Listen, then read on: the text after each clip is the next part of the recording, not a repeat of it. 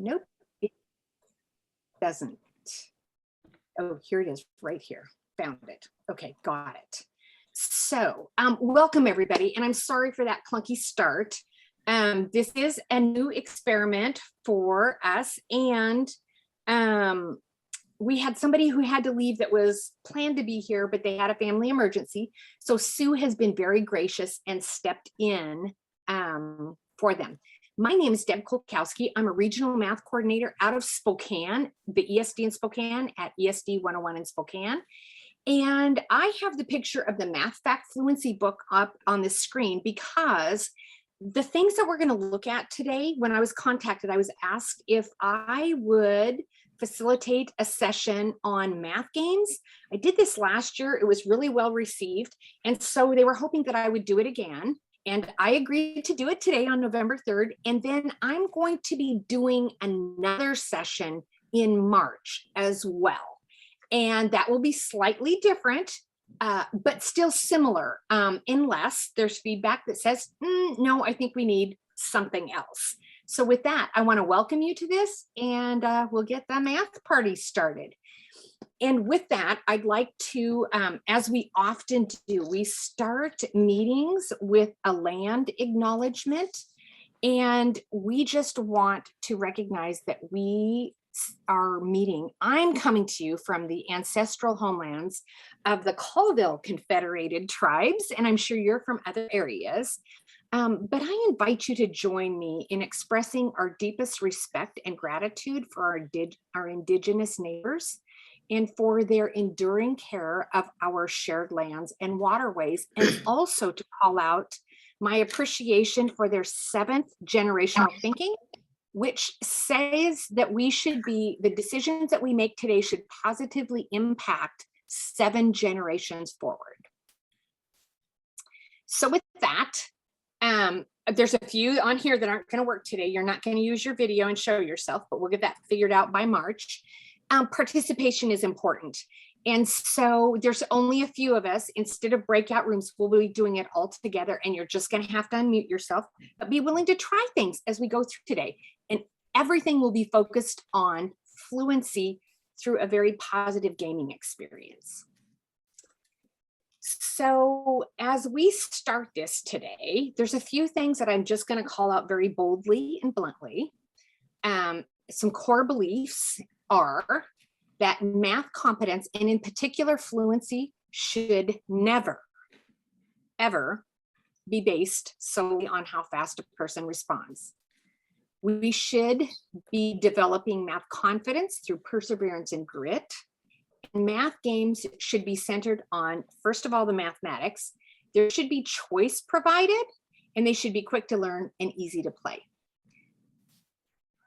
And with that, I'm going to tell you that some outcomes for today is we're going to play some math games and activities that are shared with you on that HyperDoc that I know Sue has been so gracious to keep posting in the chat. If you can manage multiple screens, I would suggest that you follow along on that HyperDoc as I share the screen, because it allows you to see the resources that are shared with you. I'll share with you what Math Fact Fluency is and isn't. There are 5 fundamentals for fact fluency and a suggested progression, and we should be having some fun while we're learning. So with that, here we go. I'm going to give you 15 seconds. I'm going to show you a series of numbers, and I'm going to ask you at 15 seconds, okay, and this is the honor system. No pens, no pencils. Just see how many you can remember in exactly the same perfect order in 15 seconds. Ready? Go.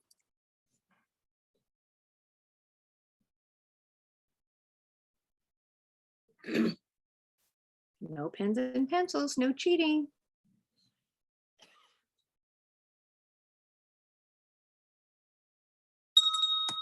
Okay, so in the chat, can you write in those numbers?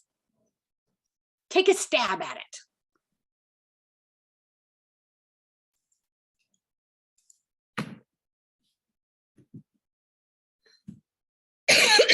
You guys are great participants because you're taking a stab at it.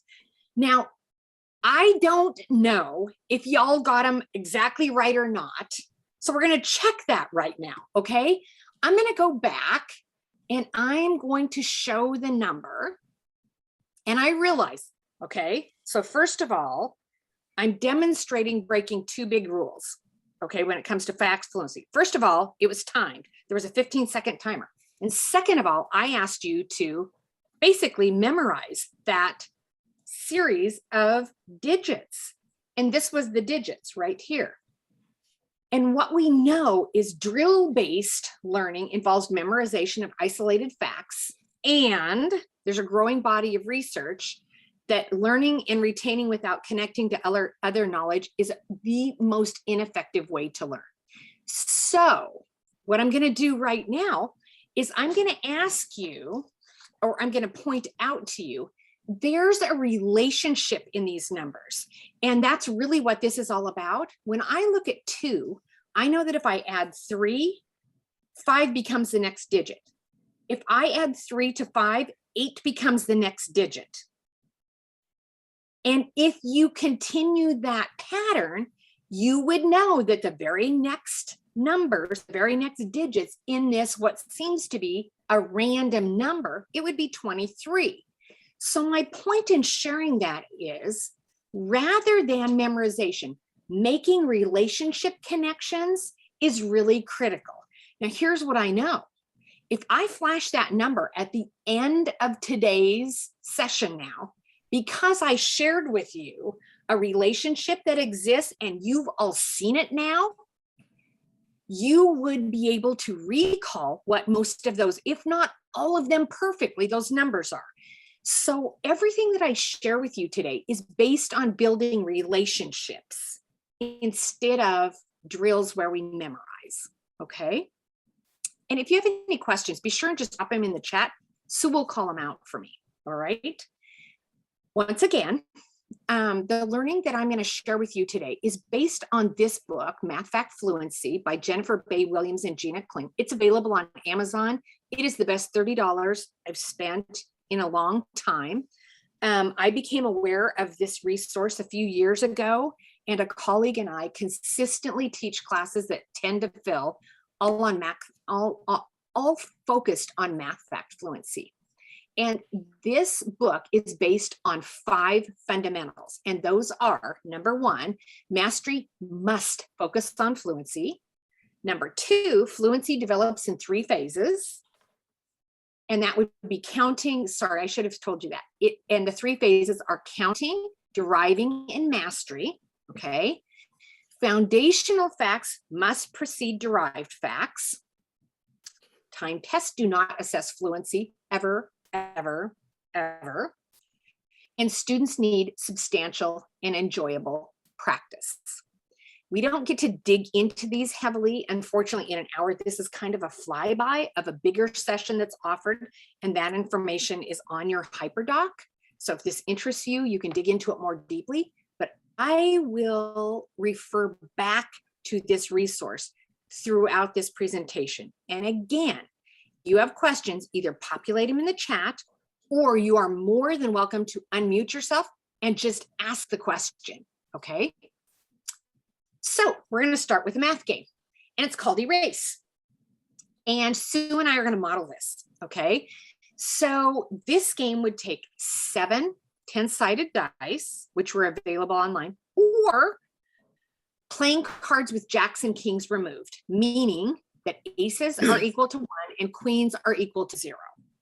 And here's how you do it. You either roll the 7 dice, or you turn over, or you turn over 7 cards, and then you add up your total. However, if you find combinations of 2 cards that equal 10, you can erase them from your total score, and you play several rounds and the player with the lowest score wins. So when I am doing this, oh, and it disappeared. No, wait a minute. It's right there. Annotate. I'm going to grab this, Sue, and we can demonstrate right on this slide deck. Okay. So if this was my hand right now, and I am supposed to pair up 2 cards that equal exactly 10, Can you unmute yourself and tell me what I should pair up and eliminate from my total score? So 7 and 3. Okay, so you're saying, okay, get rid of the 7 and get rid of the 3. Okay, anything else, Sue? Does the queen equal 0? The queen does equal 0. Good question. Then the queen and the 10. Okay, the queen and the 10. So anything else, Sue? I don't see any more. So what would your total score be then after you were able to erase those 2 groups of 10? 14. How did you know it was 14? I added everything that was left. How did you add it in your head? I'm not trying to put you on the spot. This is just what we do with learners. I just said 2 plus 5 is 7. 7 plus 7 is 14. So you knew your doubles. That's awesome. Thanks, Sue. And you were a great partner for that. I really appreciate it. And I noticed that on the bottom of this slide deck, it says, and what if my students are back in person? So I'm going to escape from presenting on this deck, maybe. Oh, I can't when I'm sharing my screen. Okay, I have to stop my share for just a minute. Sorry. And now I can escape it. And now I can start. Now I don't need to, yeah, actually I need to start sharing my screen again. Okay, so I have my slide deck here, but the question was, what do I do if I'm back in person? It just so happens that right next to me, I have a document camera all set up. And I have a deck of cards right here. Casinos give these away free. And this is where I could either, at the front of the classroom, Sue could have her 6 cards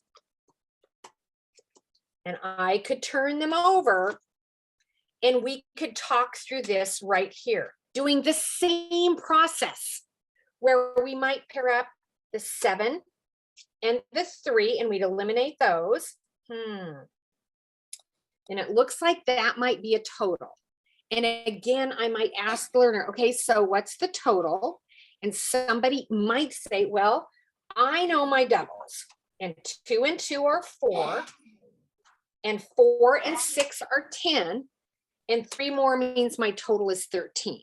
So I can do this electronically, and I'm going to show you this in just a minute. There's a slide deck linked for you on that HyperDoc, and I'm going to share it right here. I just need to get it right here. If we go to the HyperDoc, we could go here, and if you go to the classroom copy and you click on this, this is going to force you to make a copy which you can instantly use. Now, I had a copy ready for us to play in this session today, and your forced copy will look exactly like this.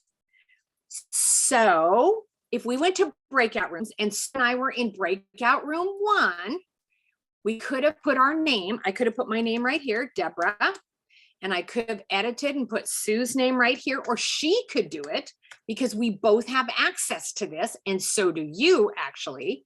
And in the first round, Sue told me you had a total of 14, wasn't that correct? So we would just populate it right here. And I had a total when I did if I did my hand that was right here, I had a total of, it looks like 10. It looks like, jeepers, 23 was my total. And then we would either shuffle the electronic deck that is linked right at the bottom of the slide. And it's right here on the bottom of those slides. You can have access, and so can your students, to an electronic slide deck. And when we do that, I'm showing you right here how you can split your screen so people can play the game on the left side of the screen, and they can be shuffling cards on the right side of the screen. So in other words, I'm going to draw 7 cards. Hopefully you see where I am right here. I take out the jacks and the kings and I draw cards. And there they are right there. So whether we are 6 inches apart and we need to be on Chromebooks because we can't share things, or we're 6 feet apart, or we're 60 miles apart, we can play this game either using an interactive Google slide deck or a document camera. I will tell you that it's been very, very successful when I'm in person and demonstrating with a teacher in front of the class to use the document camera and demonstrate the game. Questions? Any questions about that? About erase? And I don't know, I'm looking, let me see if I can get the chat up again. Is it always groups of 10 then? You know what? That's a really good question, Karen. When I teach it as groups of 10, just so we learn that there are some parameters to the game. But no, it doesn't have to be. And the other thing is, you don't have to have it be a combination of 2 cards. You have choices, and your learners do. Do we want to let it be as many cards as we want, which is a little more, you're raising the rigor then for your learners. But with our younger learners, we usually have it be a combination of 2 numbers just so they learn how to do it. The other thing is, it doesn't have to be a whole number. If you have older kids and they're working on, decimals, these can be decimal points. You can say that this is a 0.6 instead of 6, or a 0.4 or a 0.3, and you're trying to get to 1. There are many, many options, as many as you can think of with this game. And I hope that answers your question, Karen. So unless somebody has another question, I'm going to go ahead and move on. I said that I would share number 1. First of all, foundational facts must precede derived facts. So I hope that you are seeing on this screen, and I'm going to annotate again just so it's quicker. I hope you see that foundational facts are right up here on the top of this graphic. And this is addition and subtraction. And foundational facts are right here on the top, on the right-hand side, for multiplication and division. And we always, always, always start with those facts. And we have to be really solid in those before we go to the facts on the bottom. If we don't, what always happens, and I mean like 100% of the time, is our learners revert to counting, which is not what we want them doing, if at all possible, because that keeps them in a place where they cannot become more efficient at using numbers. So that's the researched reasoning behind that. And I need to clear that, because if I don't, it goes on to the next slide. So hopefully that helps you think about what we're doing there and why we might do it. And I'm going to go back to having my mouse. So when we think about fluency, procedural fluency, having our kids know what to do in a reasonable amount of time, as you can see at that graphic, it is dependent upon procedural fluency. Actually has 4 components. It's computing with accuracy, efficiency, and flexibility. But flexibility is further broken down. It's knowing, okay, I can use this in other situations, but it's also knowing an appropriate strategy selection. So those are the 4 components that are interrelated, okay? And we want all learners to have the ability to do that. So within our Math Fact Fluency text that we use, we want accuracy to be defined as, producing mathematically precise answers most of the time. And then the ability to produce answers relatively quickly and easily. And that is defined as within 3 seconds, give or take, because clearly we have students who need a little longer processing time than that. But the book digs into that much more deeply. When we're thinking about appropriate strategy use, we're thinking about the ability to select a strategy that is appropriate for the problem given, and not having to, and not having to keep problem solving through different strategies.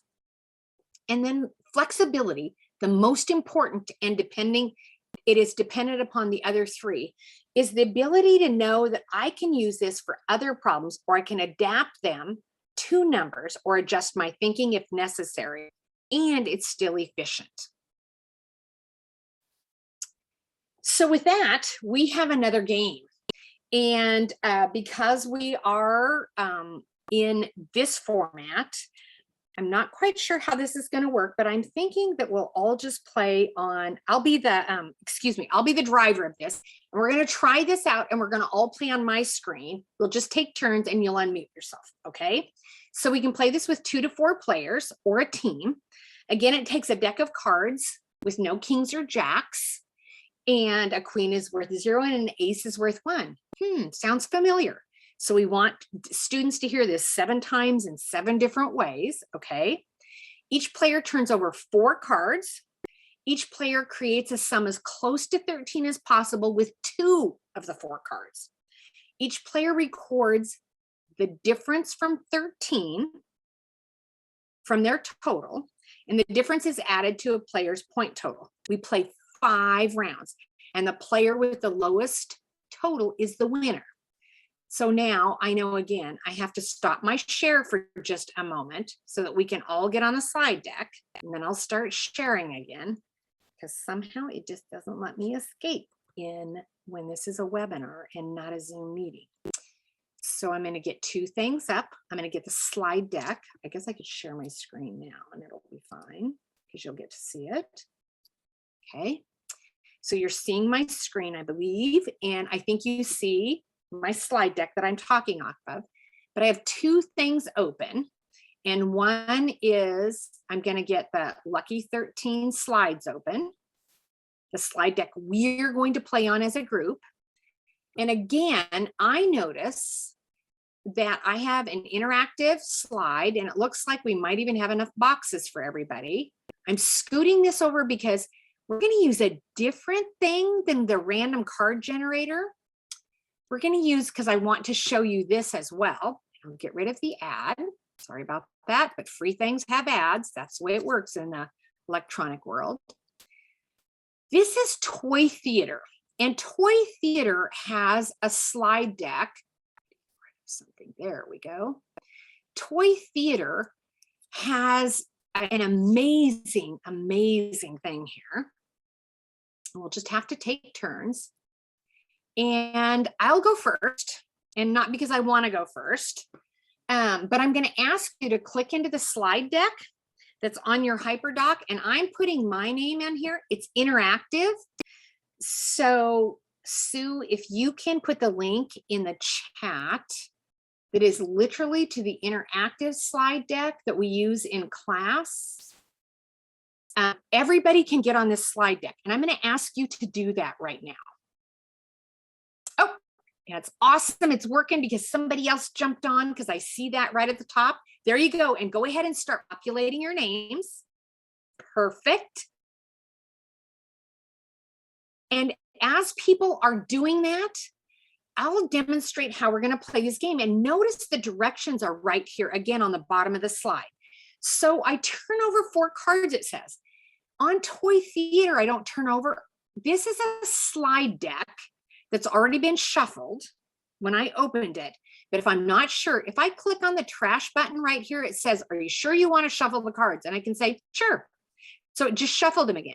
So I'm going to pull 4 cards for myself. And in just a minute, I'll pull 4 cards for each of you. And you'll have to tell me what to do with them then. Okay, these are my 4 cards. I double click on these, and the directions for that are right here. Okay, so when I double click on this, I turn over my cards. So this lets kids see actual and move their cards around. Remember, I get to take 2 cards with a sum as close to 13 as possible. So, it looks to me as if on my turn, actually, I'm going to do this differently. Would somebody unmute and tell me what you think my best move might be? What should I pair up to get as close to 13 as possible? I can go over or under. It doesn't matter.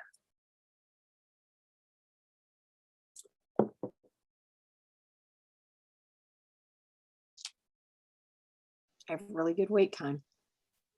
8 and Are we 4. looking at the card, the 4 cards? So 8 and 4. I would do 9 and 4. Why would you do 9 and 4, Sarah? Well, I think the rule was to get as close as possible. Mhm. And we're finding the difference, and the difference of the sum of these two and 13 is 0. So lowest point wins, you have 0. Totally agree. And did you see, because this is my turn, I just put 0 in for my round 1 score. So Sarah, since you unmuted, now I am going to, I can't remember how I get rid of my cards. So you know what I'm going to do? I'm just going to put them over here in a stack because I don't remember right now how to do that. And it doesn't matter. And I'm going to pull 4 cards for you, Sarah. I'll be the driver right now. And I'll pull the 4 cards. Are you ready to take your 4 cards and see what you can make, Sarah? I'm ready. Okay, here we go. Oh, and this brings up a good point. Now you got a jack and a king. Here's what I know. We drag those off to the side and I get to pull 2 more cards for you because in this specific resource, we don't have the ability to remove the jacks. There's another one. Unbelievable. But that happens sometimes. Yeah. Okay. We don't get to remove the jacks and the kings. Oh, really unbelievable. Why? I should Okay, have pretty Vegas. soon there won't be any jacks left. Okay, there's your Yeah. card, Sarah. What do you want to do? Well, I guess I'm gonna use wait, can I use more than, no, I can only use 2 cards. Okay. 7 and 5 then. Are my Okay. two. You want 7 and 5, and you want 7 and 5 because what do you know? Because 7 and 5 together make 12, and the difference from 13 is 1. And Okay. 1 is the lowest points I can get, I think. Yep. So I have one more question for you. How did you know in your head that 7 and 5 were 12? Well, I broke 7 into a 5 and a 2, and 5 and 5 make 10, and then I had 2 more to make 12. So what I heard you say is, Sarah, you knew your doubles and you broke 7 into a 2 and a 5 and you added those together and you knew it was 2 more. Does that capture your thinking? Yes. Okay. So now I'm going to drag your cards over, Sarah. And that means it is Elizabeth's turn. And I'm going to drag 4 cards and we can't have 4 more jacks because there aren't 4 more jacks in our deck. It's not possible. Okay, Elizabeth, are you ready? Yes. Okay, I'm turning over your cards. Okay, what do you want to pair up? I'm going to pair up the 10 and the 3 because that Okay. makes 13. And 13, take away 13 gives me a 0. Okay, can you populate that? Yes, awesome. So you're seeing how this goes. Okay, Karen, your turn. You get the way this is, and you know that we would have conversation like Sarah and I just modeled, but in the interest of time, I'm not going to model that every time we're talking. But Karen, here is your 4 cards. Are you ready? I'm ready. Okay, here we go. I'll double click on them. I love that the directions are right on the bottom of this. So if we forget, they're right there. Okay, what are you going to add?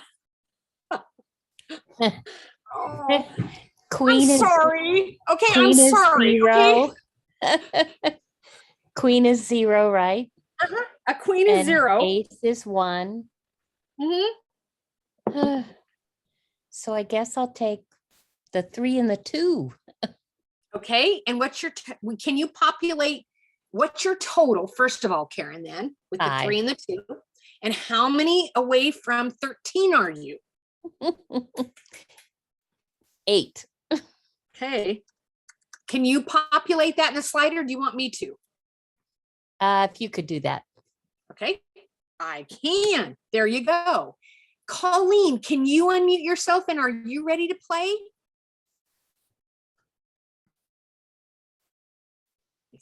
her name. I will try. Okay, give it a whirl. Okay, I'm dealing for you. And I put your name on the slide deck. So all you have to do is tell me what you want to combine. Are you ready? I'm ready. Okay, I'll double click. Ooh, you got better cards. Okay, what do you want to pair up? Okay.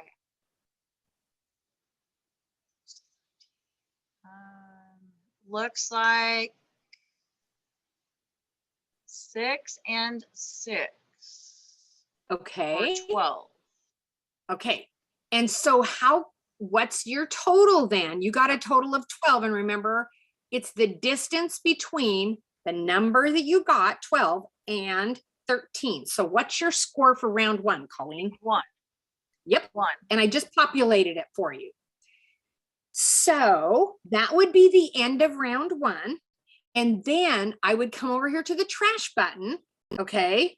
Or we keep going off the same deck, and that's a choice. I could just drag cards over here and we would play 5 rounds. And at the end of 5 rounds, we would see whose score had the total, because just because I got 0 the first time doesn't mean I'm going to get a great hand next time. Okay. Questions, anybody?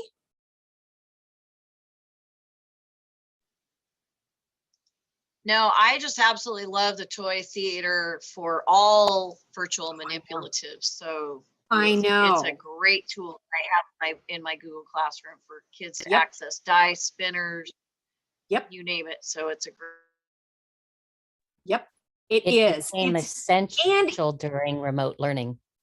Yes, and it's free, so you have to put up with the little thing on the side that says Google Ads, but okay, it's a great way. Like I said, Colleen, I'm so glad you brought this out. Again, you know, I have this document camera set up right here, and I could do that, or if I'm back, lots of the schools in my region, even last year, were back face-to-face, so they got to play these in the classroom. And by springtime, the kids could be just 3 feet apart, if you remember. So we had decks of cards. We had kids on their rectangular desks. They were on the long ends of their desks, and they were literally playing these games.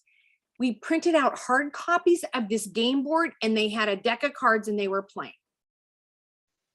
So And that's there's what a we're ton- currently. Go ahead. Oh, I just said that's what we're currently doing. So in Ephrata, we've been back in person almost the entire time since like the end of October last year.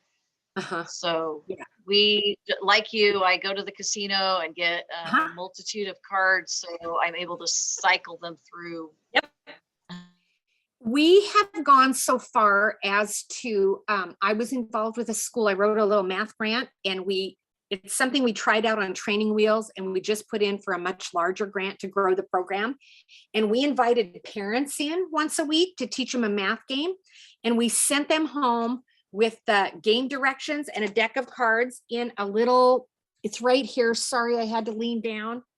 It was called the Math Backpack Project.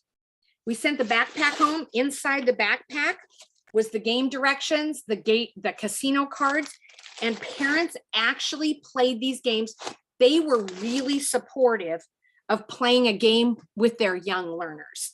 And it was all based on multiplication, not addition and subtraction, but it's just something to think about. It's how you can grow this. And if you can't have parents, or we called them critical learning partners. We didn't care if it was daycare, after school programs. It was just a way to support kids in a really fun way where we didn't have to call out particularly that we were supporting math facts. And it taught kids math skills. And in addition to that, it was providing an opportunity for some social emotional learning how to play a game, take turns, you know, win with grace, lose with grace too. And we don't call it winning and losing. We usually call it winning and learning. And the reason we do is because when you're winning and things are easy, the synapses in your brain are not firing. And think about that really deeply for a minute. Anything that comes easy, we almost do it without thinking. But when we are not successful, The synapses are firing because we're trying to make sense of why this isn't working, whether we're aware of it or not. The neuroscience is super clear on that, and we encourage kids to think about it as every time we play a game, it's an opportunity to learn more. So with that, I will go back to our slide deck for today. And again, on that HyperDoc, you have the ability, and I could actually show you right here. Let me show you. So I'm on that HyperDoc. So this was where we played the game right here. It says link to game, and it says slide deck for erase. But again, remember that right below that, if you want this electronic slide deck, click on the one right below, and you can have a copy of this game. So you don't have to create it on Google Slides if you don't want. And there's that online card generator. Okay. So I'm going to go back and start presenting again. And are you seeing my screen that says Lucky 13? Hopefully the answer is yes. I think you are. Yes. Yes. Oh, yay. Awesome. I didn't have to stop my share this time. So we played the game, and now I'm going to share a video with you because one of the things that I told you I would share today is the fact that the fifth fundamental from that book is that students need substantial and enjoyable practice. But often when I'm with teachers, the question is, well, how do I know that it's a good game, that it's worth time? And I'm going to show you a really quick video where a math educator out of the University of Washington and one of our favorite colleagues talks about what's an ideal math game and how do I choose games for students. Okay, so here we go. And Sue, if you can be on video for just a second, will you give me a thumbs up if you can hear it okay? And if not, I can adjust my sound. Hi, I'm Dan Finkel, and I'm a math educator.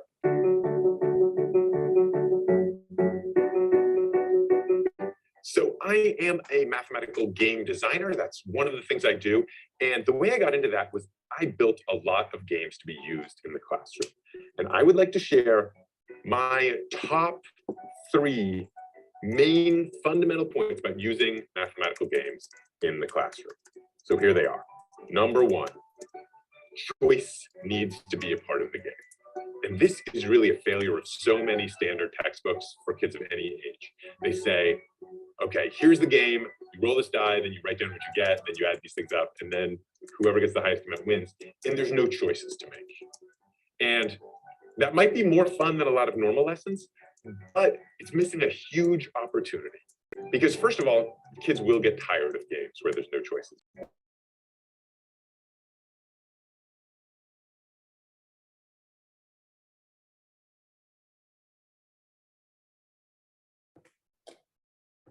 Deborah, we lost the sound.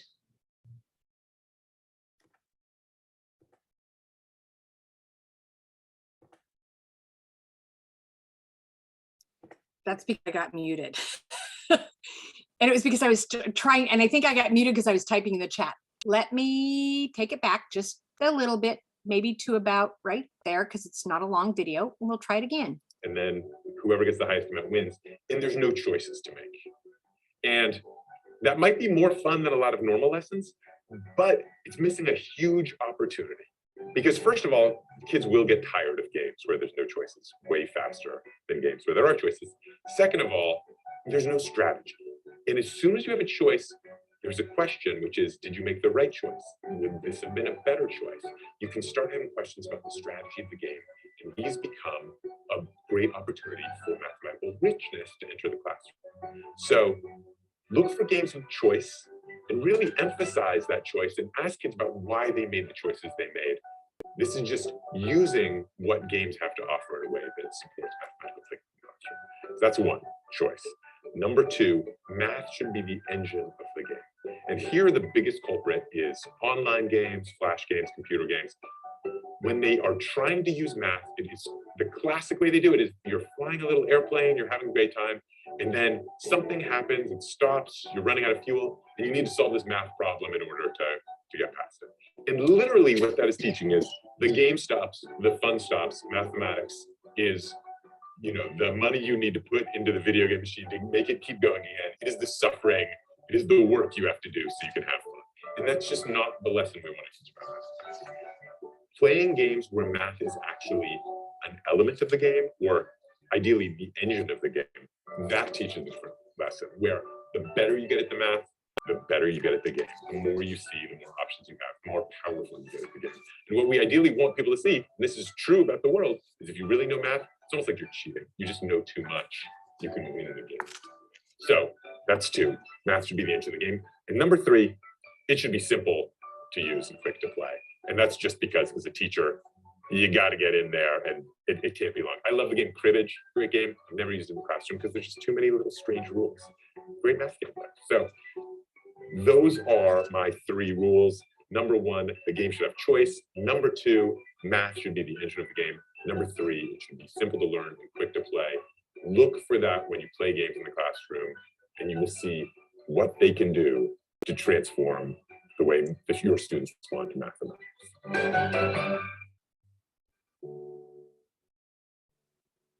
So I'm a little curious, and I wonder if there were any surprises in that video. And you can either unmute yourself or you can type it in the chat.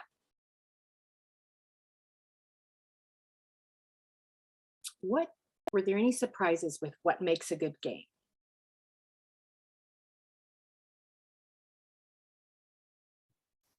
I like the idea of just having lots of choice for students, because so often we think of a game and we think there's rules and they have to be followed and that's how you do it. But just making sure that there's choice options for the students to, as their math grows, so does their skill in the game. Yep. Super important. Also allows us to really have that low floor, high ceiling and differentiate for kids, right, Sarah?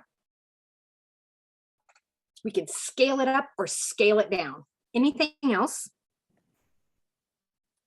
That it should be fast. I thought it would be longer and more drawn out and repetition, etc. Mm-hmm. Sue, thanks for bringing that out. Our time is so short with students. So it really gives the notion that whatever we do, we have to rehearse it. It has to be ready. Yes, we take the time to teach the kids the game, but then they should be able to play it again without much support, okay? After we've played it 2 times, we want them to be able to play that, be pretty familiar, especially if they're playing with somebody, an adult or other players who maybe are familiar with the game, so that we can spend our time playing the game, not talking about how to play the game, because we just never have enough time.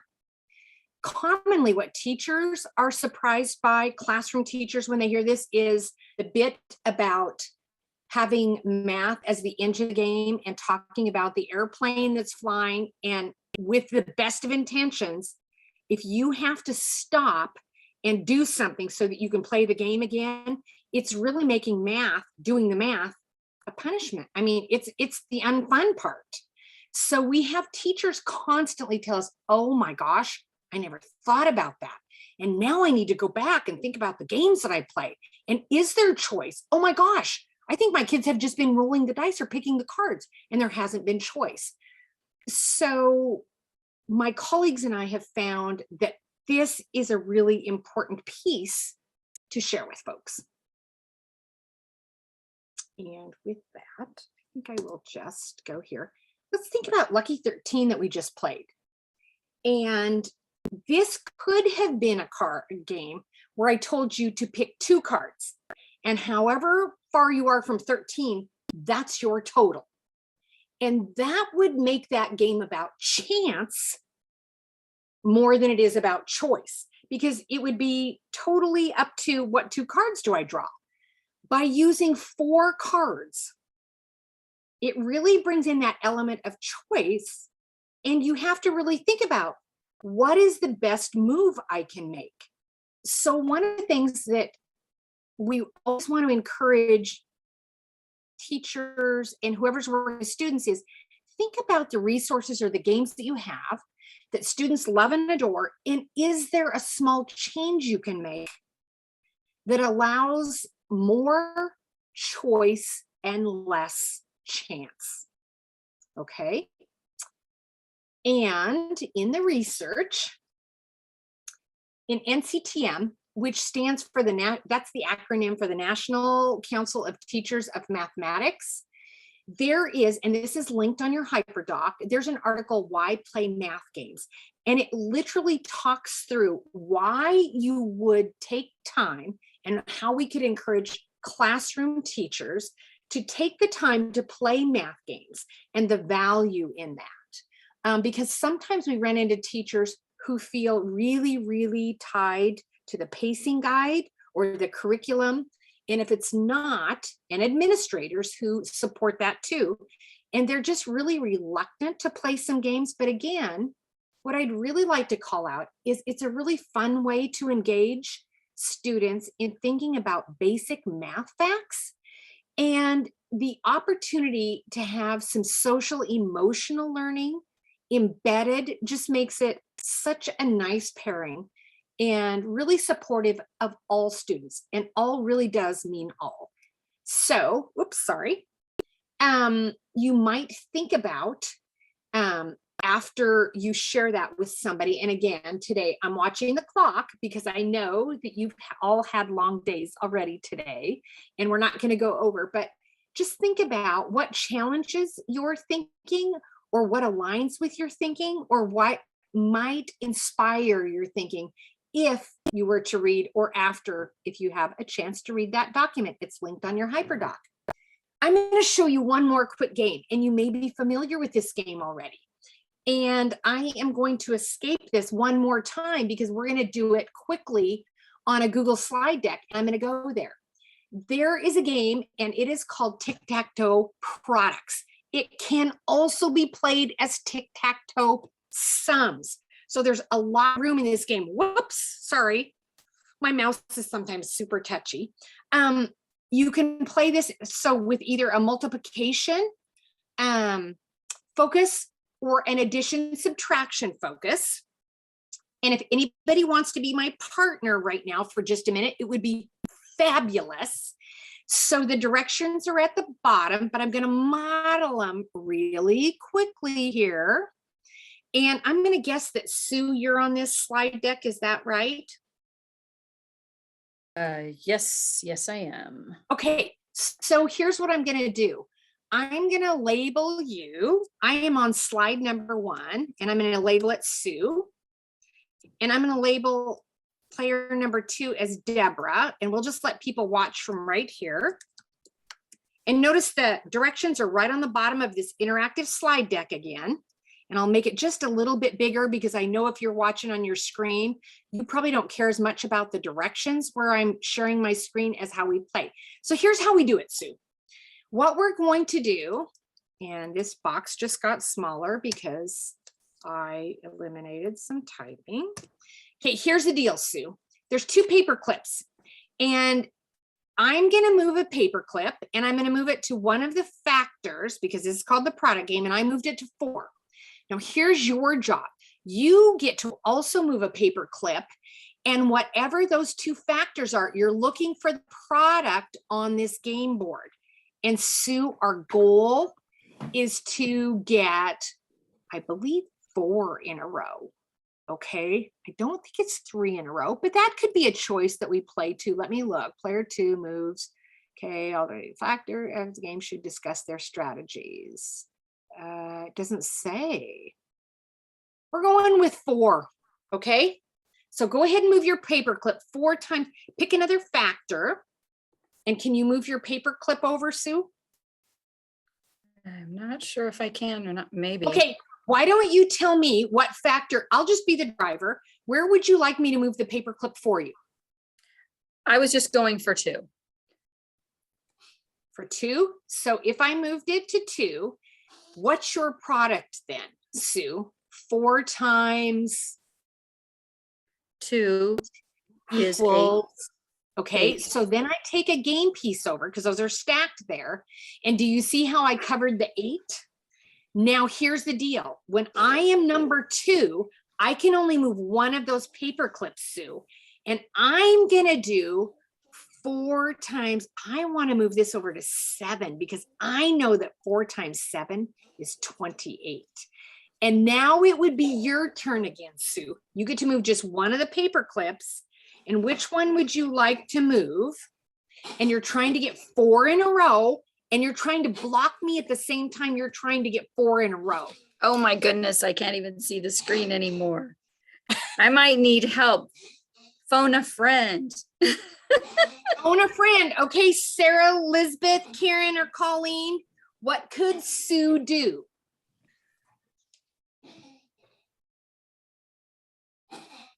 Sue could. Ooh. She could move the 4 paperclip to the 6 and block you. Okay, move the 4 to the 6. Okay, so 7 times or 6 times 7 is 42. okay, and you're gonna block me. Good move.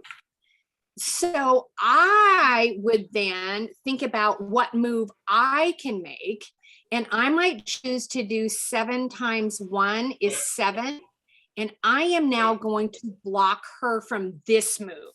Is this making sense now? Yes. And we continue in this way.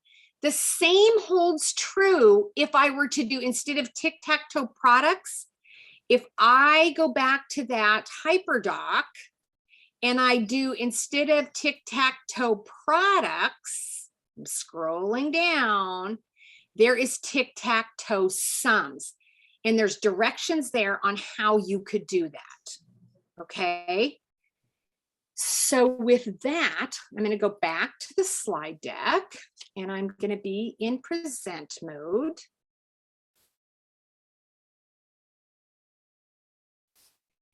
And I'm going to show you a quick video that a teacher did and how she explained to students how to play the game. Okay, so give this a quick watch. All right, this is how to play the tic-tac-toe. Oh, just a minute. Uh, Let me turn up the volume. Sorry. I'll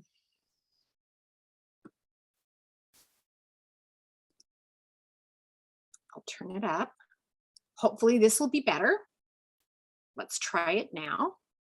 Thumbs. So you're gonna take out a game sheet between you and your partner. You do not need to write on the game sheet. Okay, so you get out your baggie, which has the marbles in it, and you're gonna have 2 marbles. Okay, keeping the math chips nicely in a pile. So I'm gonna take my 2 marbles that are see-through, and I'm gonna just put them, you get to decide between you and your partner. So here's partner 1, they decide I'm gonna put it on 4. And then partner 2 is gonna decide I'm gonna put it on 11. And then do rock, paper, scissors or something to figure out who goes first. And then player number 1 gets to decide, okay, they can move one of the marbles and find the sum of the 2 marbles. So let's say I want to move this one and I'm going to move it to 8. So then I'm going to add together, find the sum of 8 and 4. Here are my 2 add-ins. 4 plus 8 equals 12. And I want to make sure my partner agrees with me that it's 12. And then I'm going to put my marker on 12. Then player number 2 gets to go. But remember, they can only move 1 of the marbles. And then they are going to be yellow. And the whole goal is to try and get 4 in a row. So they could already try and block this person in if they want to try and get any one of these sums. Or maybe you just want to get your yellow somewhere over here and you don't care about them right now. So let's say I want to block them. So I'm going to try, can I get 11 somehow? So I have to figure out if I can move 1 marble to try and get 11 or 5 or 6 or 17 or 18, but I'm trying to get 11. And I know I can get 11 by just moving this marker to here. So now I have blocked them right here. Yes. So I'm going to stop the video, but you get the idea. And this was a teacher who decided that she would, it's not a professional production, but she wanted to give her learners the directions on how to play the game. And she wanted to be able to do that remotely. And this was a way that parents could see the directions, or friends, families, others, those critical learning partners, so that hopefully they could play tic-tac-toe sums with their students outside the classroom. So that's just another one of those resources. And there are a plethora of them. If you go to YouTube, and I know I'm preaching to the choir here. If you go to YouTube, you can see how teachers have created short videos, should not exceed, they really, this entire video is 3 minutes and 30 seconds long. And you really want to hit the sweet spot between 2 and 3 minutes so that they get the idea, but without wearing them down, because they quit watching videos after just a couple minutes. One of the last things that I want to leave you with is this right here. And one of the things that we're constantly asked, this isn't a game, but it's a resource. And it's listed on your HyperDoc. Not all flashcards, we constantly get asked, what about flashcards? And not all flashcards are created equally. There are some very good interactive videos. I would highly recommend watching the short video that goes with this. But what I am going to show you is 3 examples right here, and they're all linked on your HyperDoc. So if I go back to my video camera right here, the ones that were just shown on that slide that come from YouTube, they're in a bag. These went home to parents. The directions, and we printed out on cardstock and cut them out. And these are matching, where you match a visual and the numbers.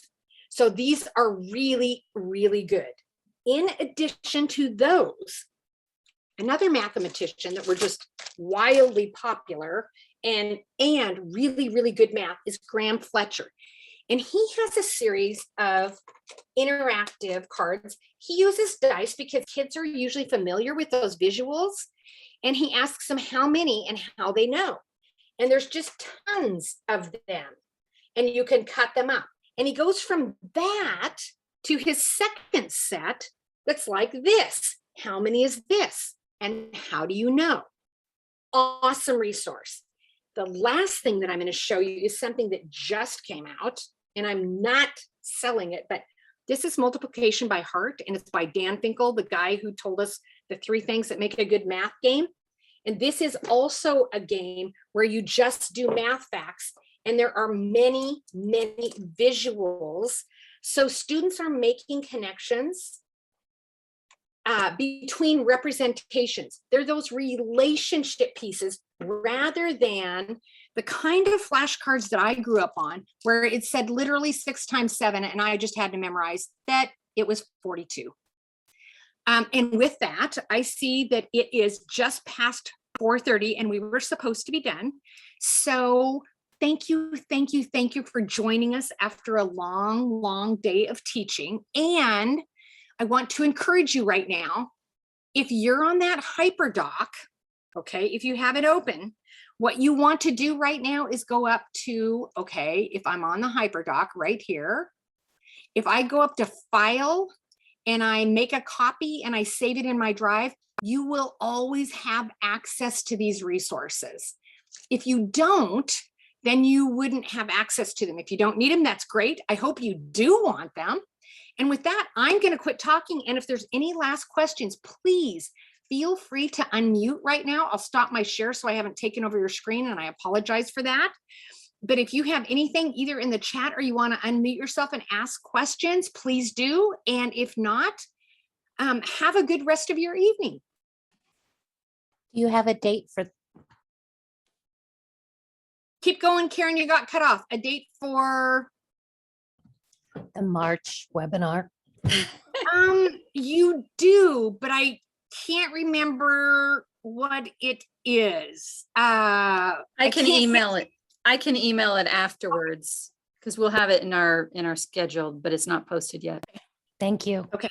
And now, hey, Karen, I have a question for you. If there's something that you would really like in that March meeting, put it in the chat and right now, and then I can address that. Because if I don't know, I'm shooting in the dark. People have said, oh, we really want to know more math games. But if there's something specific, please put it in the chat and I'll try, and I'll put it in my calendar so I won't forget.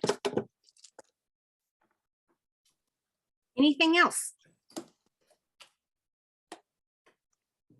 Thank you very much. You're welcome. Oh, thank you. Appreciate it. Always looking for new games to add, especially with my special education kiddos. We're always working on fact fluency. So. You know, Colleen, you're not the first special ed educator